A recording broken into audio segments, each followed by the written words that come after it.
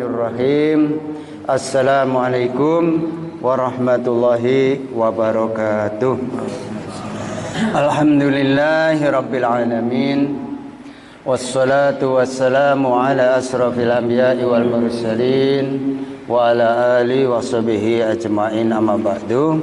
Jamaah salat subuh yang dimuliakan oleh Allah Subhanahu wa taala, kita akan menyampaikan isi daripada kitab Tanbihul Ghafilin tentang Allah menciptakan akal dan nafsu. Yang ini sangat penting kita ketahui agar kita ini tidak menjadi hamba nafsu, tetapi kita senantiasa menggunakan akal setiap kita berbuat, bertindak, agar kita menjadi orang-orang yang senantiasa tidak merugi, tetapi untung yang selama-lamanya di hadapan Allah Subhanahu wa taala dengan jalan kita bersama, duduk belajar bersama tiap hari. Jangan sampai kita ini merasa bosan, karena merasa bosan itu adalah sifat nafsu. Maka kita akan uraikan apa yang telah tertulis di dalam kitab Tanbihul Ghafilin yang ditulis oleh Abu Lais Asmarqandi. Jamaah yang dirahmati Allah Subhanahu wa taala, saat Allah menciptakan yang namanya akal dan nafsu ini, dan dua makhluk Allah ini punya sifat masing-masing, maka perlu kita ketahui ternyata nafsu memiliki karakter yang sangat buruk, sangat jelek, dekil, keras, membangkang kepada Allah Subhanahu wa taala. Jadi nafsu itu punya sifat yang dekil, bangkang, keras. Nah, ini yang harus kita pahami. Kalau kita ini diajak belajar kok tidak mau, terus kemudian nafsu kita itu nggak usah kamu duduk di majelis ilmu, di HP itu banyak. Nah, inilah sifatnya nafsu. Padahal kalau kamu mendengarkan medsos itu hanya dapat ilmu, tidak dapat doanya malaikat, tidak dapat ridhonya Allah, hanya jadi orang ngeyel. Nah, kalau kita ini agama harus ada gurunya. Kalau tidak ada gurunya, gurunya setan. Nah, ini harus kita pedomani hadirin. Maka supaya kita ini tidak menjadi orang-orang yang mengikuti hawa nafsu, maka kita belajar menggunakan akal sehingga kita menjadi orang-orang yang beruntung. Jamaah yang dirahmati Allah Subhanahu wa taala, Abu Lais Asmarqandi menukil daripada karangan Utsman bin Hasan bin Ahmad Asy-Syakir Al-Kaubawi, seorang ulama yang hidup pada abad ke-13.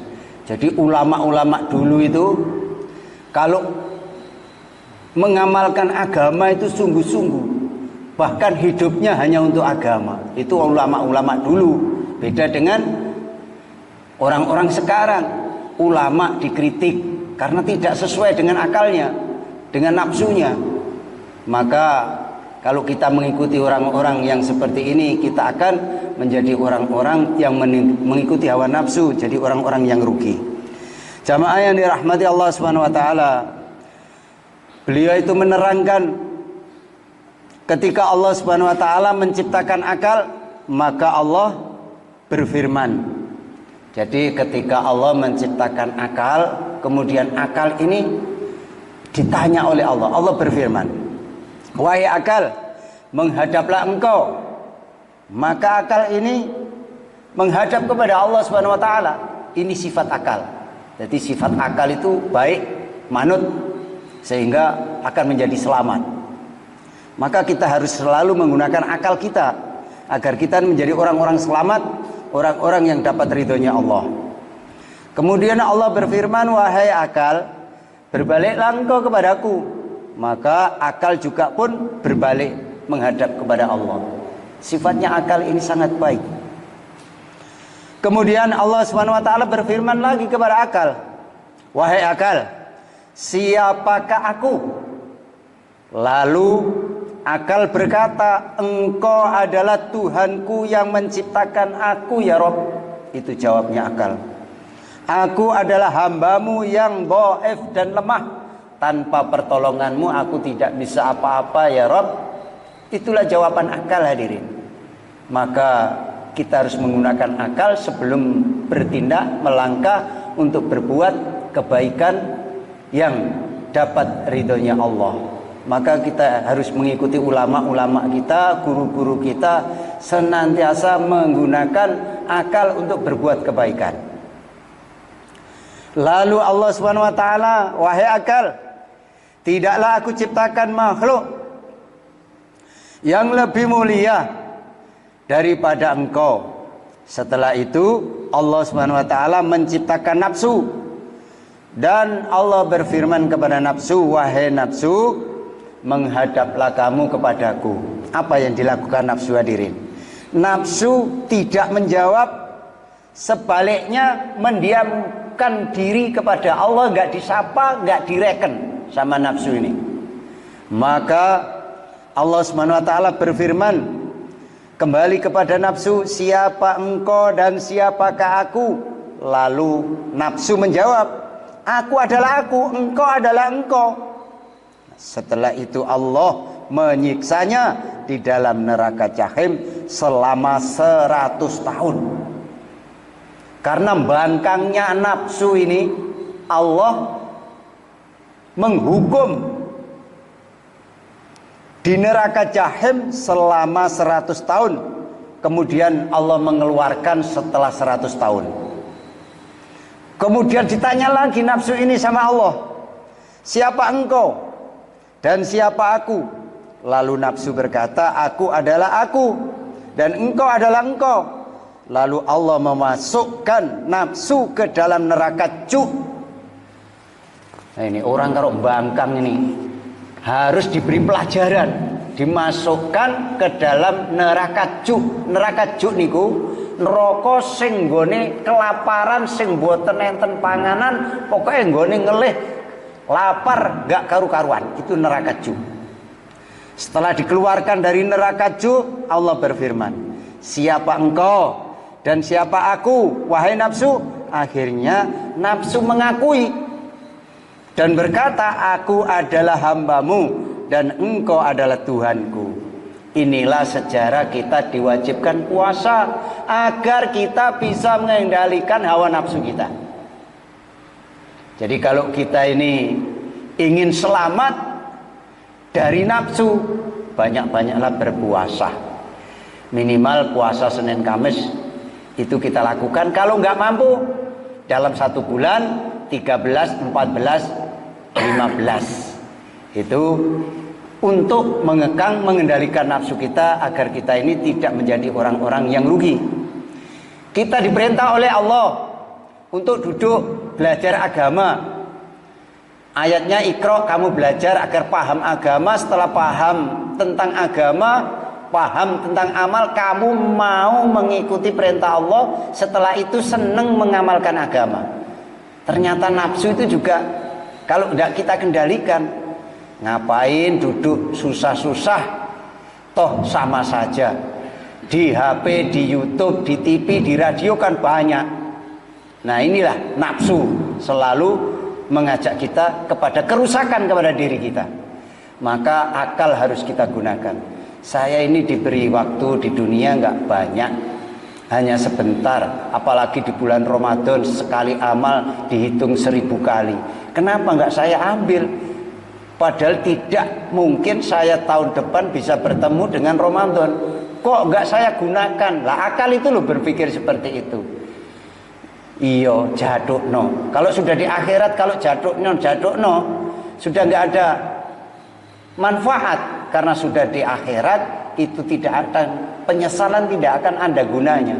Mumpung masih ada di dunia ini, kita diberi kesehatan, diberi umur, kita gunakan sebaik-baiknya untuk mengamalkan agama Allah, sehingga kita akan tertarik mengamalkan agama itu. Seperti ulama dulu kalau bulan Ramadan itu ikat pinggangnya dikencengkan, tempat tidurnya ditinggalkan. Maknanya apa?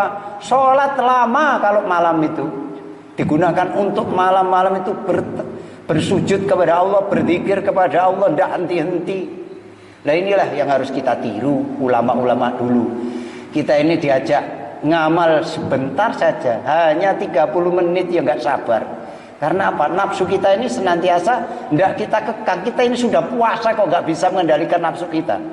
diberi amalan, diberi ganjaran, diberikan tikel-tikel pahala. Pahamnya kok hanya dunia. Kalau dunia kok paham sekali, akhirat kok nggak paham. Inilah orang-orang yang rugi hadirin. Maka kita harus menggunakan akal. Iya, ternyata saya ini di dunia sebentar. Mumpung saya diberi umur, ini ada waktu. Habis subuh tidur itu kan diberi pikun, fakir. Loh, kok ya masih tidur? Kan itu nafsu itu kan enak ngikuti. Cari yang enak-enak hadirin. Maka kita tahan, kita sabar-sabarkan. Maka kita tidak diberi hidup lama di dunia ini. Agar amal agama ini loh, susahnya amal agama ini loh, tidak lama. Sehingga kita bertemu dengan Allah, bertemu dengan Rasulullah di surganya Allah Subhanahu wa taala. Allahumma amin. Itulah nafsu kalau kita ikuti. Maka kita akan menjadi orang yang rugi. Saya kan sudah sholat. Iya, itu baik. Alangkah lebih baiknya kalau kita di bulan Ramadan ini menambah volume ibadah kita, menambah volume bacaan Al-Quran kita, menambah volume zikir kita, menambah volume sedekah kita. Itu yang harus kita pikirkan. Mumpung bertemu di bulan Ramadan, kita gunakan sebaik-baiknya. Kita minta kepada Allah, ya muqallibal qulub tsabitna qalbi ala dinik. Ya Allah, tolong aku agar bisa mengamalkan agamamu sampai akhir hayat.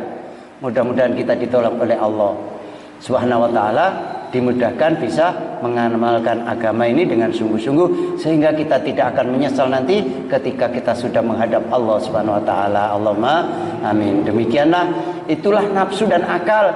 Maka kita harus merenung tiap hari agar kita ini tidak senantiasa dikendalikan nafsu sehingga kita menjadi orang-orang yang merugi. Besok kita lanjutkan kembali tentang nafsu dan akal ini, sehingga kita betul-betul paham, kita merenung, sehingga menggunakan hidup ini tidak hanya untuk dunia, tapi dunia untuk akhirat. Demikian jemaah, mari kita tutup dengan doa kafaratul majelis agar kita diberi kepahaman oleh Allah Subhanahu wa taala, bisa mengamalkan agama dengan sebaik-baiknya, bisa menggunakan umur sehat kita untuk amal agama dengan sebaik-baiknya, sehingga kita menjadi orang-orang yang beruntung di hadapan Allah Subhanahu wa taala. Mari kita tutup dengan doa kafaratul majelis. Subhanaka Allahumma wa bihamdika asyhadu an la ilaha illa anta astaghfiruka wa atubu ilaik. Wassalamualaikum warahmatullahi wabarakatuh. Allahumma shalli ala Muhammad ya Rabbi.